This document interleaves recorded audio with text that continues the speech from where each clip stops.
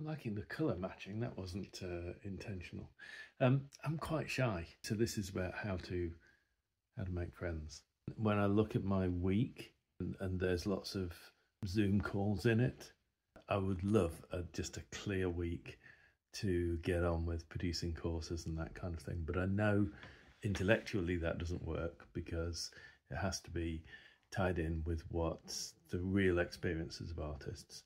So actually, when I have Zoom calls, when we have coaching calls, whether it's group coaching, God, I don't like the idea, but I've done it and loved it every time. I don't know whether it's an insecurity of mine or whatever, but the one call really kind of sticks with me, and it was an artist, and I think we've maybe had a text chat, but we had a Zoom. She basically said at the end of this, like half an hour, "Can we be friends now?"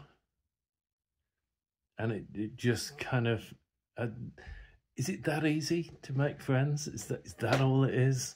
Because after that, yes, I would absolutely call her a friend. So I just wonder whether artists feel the same way about going into the studio and just wanting like a clear week to do art and not meet anybody, and that the stress of meeting people, it's fine when you do it, you're perfectly human, you know you've got all the skills and whatever, but actually you just would rather be left alone to do your art in the studio. And that's something that holds you back from doing the marketing and holds you back from selling your art. And yet when you do it, you don't mind doing it. I just wonder whether that's the same thing for artists. And so then it becomes something that you've got to actually push into, that you've got to kind of make yourself do it. Because I know intellectually I have to do the coaching, I have to do the group coaching, I have to do the challenge weeks, because that's where I get my knowledge of what's holding artists back from selling their work. That's where it all comes from, and then I set about solving those problems for everyone.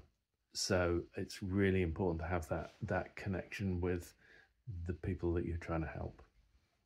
And so as an artist, you need that connection with buyers. You need to have those moments where you're the open studio things and even plein air painting, those kinds of things where you go out into the public space and connect with people.